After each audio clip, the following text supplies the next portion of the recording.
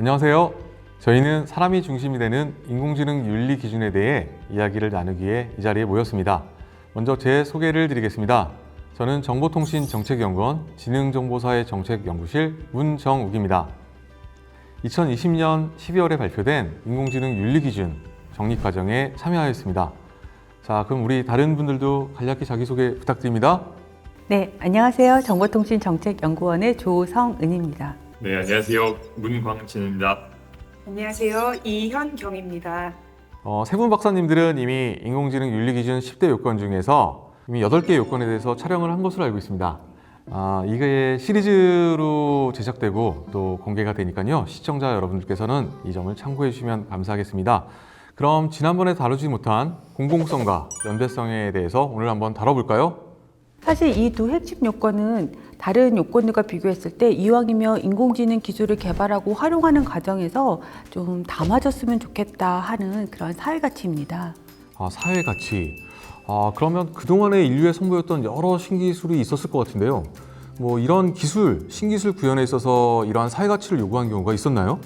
역사를 거슬러 보면 신기술의 영향에 대하여 충분히 숙고하지 못해서 인류가 큰 위기를 맞았던 적이 여러 번 있었습니다. 예를 들면 노벨이 다이너마이트를 광산업에 활용하려고 개발했지만 전쟁 무기로 활용이 된 적이 있었고, 원자력 기술도 핵무기로 활용됐었죠.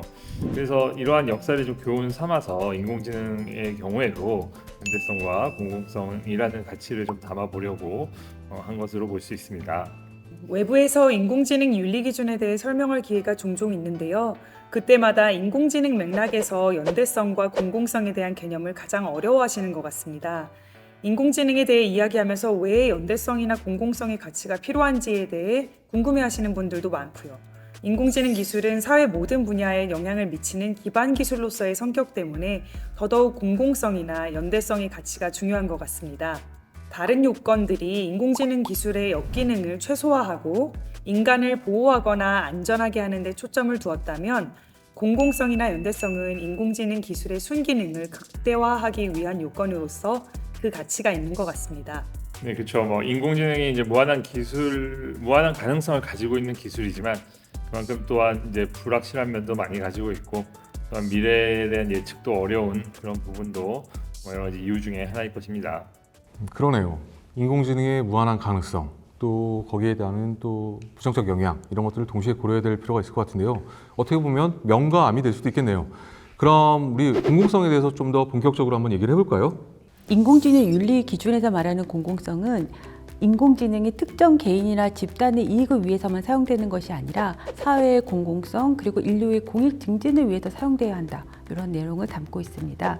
이외에도 긍정적 사회 변화를 이끄는 방향으로 활용되어야 된다. 그리고 인공지능의 순기능을 극대화하고 역기능을 최소화하기 위한 교육을 다방면으로 시행해야 한다, 이러한 내용을 담고 있습니다. 인류 공동의 이익을 위한 인공지능 개발. 이건 다른 말로 해서 모두를 위한 인공지능이어야 된다. 이런 것과 맥락을 같이 할 수 있는 것 같은데요. 그럼 이러한 공공성의 가치를 담은 인공지능 개발 사례가 혹시 있을까요? 꽤나 몇 년 전부터 인공지능이 복지 사각지대를 발굴하는 데 활용이 되고 있습니다. 사회보장 정보 시스템이 많은 사람들의 수도료, 전기료, 그다음에 건강보험료 등 여러 가지 요금 체납 정보나 아니면 생활 관련된 정보들을 분석을 해서 현재 복지 수급 자격은 되지만 수급을 받지 못하고 복지 혜택이 필요한 그런 위기 가구를 신속하고 정확하게 파악할 수가 있습니다.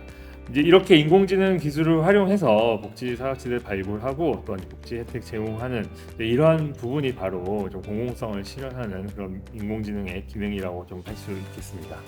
우리 일상의 편의를 위한 사례도 찾아볼 수 있을 것 같아요. 예를 들어서 실시간 교통 데이터를 분석을 하면은 최적의 운행 경로를 찾아낼 수 있고, 이런 것들이 교통 혼잡을 완화시킬 수 있고, 이렇게 되면 이산화탄소 배출에도 감소시킬 수 있고, 여러 가지로 사회에 좋은 방향으로 사용될 수 있을 거라고 생각합니다. 수어를 번역해주는 인공지능의 경우도 공공성의 가치를 담은 인공지능 기술 활용 사례로 볼 수 있습니다. 청각 장애인들의 경우 의사소통을 위해 수어 통역사에게 의존할 수밖에 없는데요. AI 기반 수어 번역 시스템은 수어 통역사의 도움이 없이도 사회 주요 공공시설에서 비장애인도 안내나 공지를 받을 수 있도록 도와줄 수 있을 것입니다. 하지만 이러한 AI 기반 수어 번역 시스템의 상용화의 경우에는 수입 분계점을 넘기가 어려워 민간에만 기댄다면 서비스 상용화까지 시간이 좀 걸릴 수 있습니다. 이렇게 공공성을 지닌 인공지능 기술 개발과 상용화에는 사람들의 많은 관심과 정부의 지원이 중요하다고 봅니다. 우리 박사님들 말씀을 듣고 보니 정말 이 인공지능을 잘 활용하면 사회의 이익 또 공공의 이익을 위해서 정말 활용될 수 있는 분야가 많네요. 정말 여기에 대한 고민과 또 정책 지원이 정말 많이 필요할 것 같습니다. 자, 그럼 이 정도로 우리 공공성에 대해서는 논의를 조금 마무리하는 걸로 하고요. 그럼 우리 마지막 나는 핵심 요건, 연대성으로 한번 넘어가 볼까요? 인공지능 윤리 기준에서 말하고 있는 연대성이란 미래 세대를 충분히 배려하고 사회의 문제를 함께 책임지는 것으로서 다양한 주체들의 공정한 참여 기회를 보장하는 것을 말합니다. 또한 국제사회가 윤리적 인공지능의 개발과 활용에 협력하도록 노력해야 한다는 내용도 포함합니다. 미래 세대를 배려해야 한다라고 말씀 주셨는데요. 전체적인 인공지능 윤리 기준에서 이런 미래 세대를 강조하는 다른 특별한 이유가 있을까요? 역시 인공지능의 그 파급력이 어마어마하기 때문에 지금부터 뭔가 대응하지 않으면 미래 사회가 감당해야 되는 그런 몫이 너무 커질 것이다. 이렇게 본 거죠. 예를 들어서 지금 인공지능이 환경에 미치는 부정적인 영향을 생각해 볼 수 있는데요. 우리가 검색을 그냥 단순하게 하는 것만으로도 이산화탄소가 에너지가 소비되고 이산화탄소가 발생한다고 해요. 이것들을 보면은 이산화탄소 배출량이 연간 40만 톤에 달한다고 하더라고요.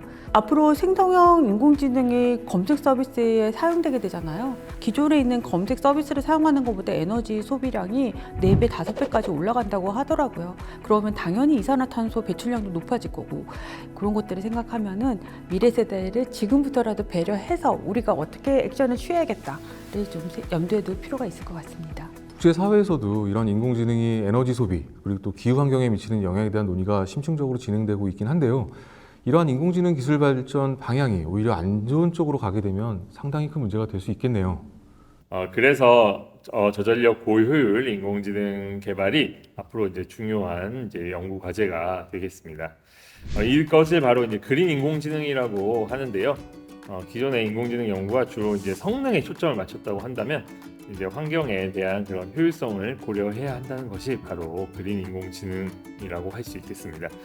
이미 많은 국내외 기업들이 그린 인공지능을 추구하는 방법을 찾고 있고 또한 이 연대성 요건이 그러한 국제사회 논의 그리고 그러한 실천을 다시 한번 상기시킨다고 볼 수 있겠습니다. 저는 인공지능 맥락에서의 연대성에 대한 설명 중에 UN 글로벌 펄스의 수석 데이터 과학자였던 미구엘 박사님이 주장하신 내용에 참 공감이 많이 갑니다. 미구엘 박사님께서는 인공지능 기술에 대해서 전 세계적인 사회 안전망이 필요하다고 주장하시는데요. 인공지능으로 인해 형성된 이익과 부담을 공유하고 인공지능 시스템을 개발하고 활용하는 것에 대한 장기적인 영향에 대해 이해해야 한다는 주장입니다. 인공지능으로 인해 형성된 이익과 부담을 공유한다는 거. 이거 굉장히 어려운 문제일 수도 있을 것 같다는 생각입니다.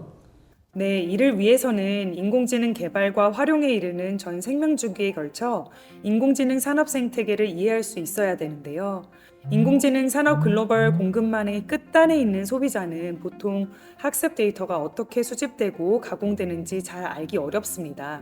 올해 1월 타임지에서는 오픈 AI가 챗 GPT를 덜 해롭게 만들기 위해서 케냐의 노동자를 시급 $2 안 되는 수당을 지급하고 있다는 사실을 탐사 보도했는데요. 챗 GPT가 덜 폭력적이고 성차별 또는 인종차별적인 아웃풋을 내지 않도록 인터넷에서 모은 수백만 건의 말뭉치 데이터를 정제하는 과정을 위해서 인간 작업자의 검토가 반드시 필요한 상황입니다. 이 과정에서 타임지가 조사한 바에 따르면 노동자들은 평균 9시간의 근무 시간 동안 성적 학대, 증오나 혐오 표현, 폭력적인 표현을 포함한 150개에서 250개 단락 정도에 되는 글들을 레이블링하는 작업을 하면서도 계약서에 보장되어 있는 심리 상담은 거의 받기가 어려웠다고 합니다. 보통 이러한 레이블링 작업은 긱 노동자들에 의해서 이루어지는데요. 이것이 저개발 국가에서는 선진국에서 보장되는 만큼의 보수나 처우를 받기가 어려운 것이 사실입니다. 이런 현상들을 보면 우리가 단순히 소비자로서 인공지능을 사용하는 데 그치는 것이 아니라 전체 인공지능 산업 생태계를 연대성이라는 키워드로 이해하는 것이 더 나은 세상을 만드는 데 도움이 될 것이라는 겁니다. 이런 연대성 요건에서 요구하는 또 다른 방향이 있는데 이게 국제사회와의 연대거든요. 인공지능 기술 자체의 파급력이 굉장히 크잖아요. 챗 GPT 같은 경우에도 1억 명의 사용자를 모집하는데 2개월뿐이 안 걸렸다고 하잖아요. 그래서 뭐 예전처럼 뭐 국내의 우선 상황에 맞게 정책을 마련하고 제재 조치를 마련하고 이런 과정보다는 당장의 국제사회에서 통용될 수 있는 규범, 인공지능을 안전하고 신뢰성 있게 사용할 수 있는 그런 기준 같은 거 마련을 같이 논의해야 된다. 이런 차원이고, 그리고 실질적으로 지금 뭐 유네스코나 유엔이나 OECD나 그리고 지파이 같은 데에서도 이런 차원에서 논의가 이루어지고 있다고 들었고, 그리고 우리 시장님 거기서 참여하신 경험도 있으니까 한번 말씀해 주시면. 네, 국제사회 연대 이거 되게 중요한 지점입니다. 인공지능 신뢰, 안전, 윤리를 위해서는 국제사회 연대가 매우 중요하다고 생각을 하고요. 사실 뭐 다들 아시다시피 인공지능 기술 기반의 그런 제품이나 서비스들이 한 국가에만 한정돼서 제공되는 건 아니지 않습니까? 저기 지구 끝편에 있는 이용자가 우리나라의 서비스를 받을 수 있는 것이고 반대되는 상황도 가능할 것 같아요. 우리 조성원 박사님 말씀해 주셨던 것처럼 뭐 OECD 몇 년 전부터 윤리 원칙도 만들고 또 실행 지침도 만들고 하고 있죠. 유네스코도 마찬가지입니다. 인공지능 윤리 공고를 만들어서 회원국들에게 그 참여를 지금 독려하고 있는 상황이고요. 뭐 국가별로 따져봐도 EU, 뭐 미국, 호주, 캐나다, 우리나라도요? 우리나라 당연히 포함입니다.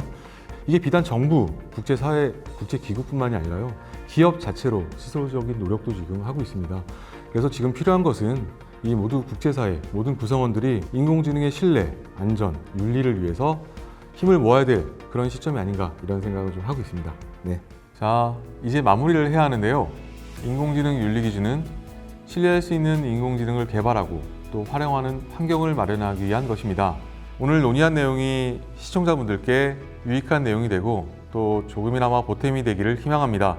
시청해 주셔서 감사합니다.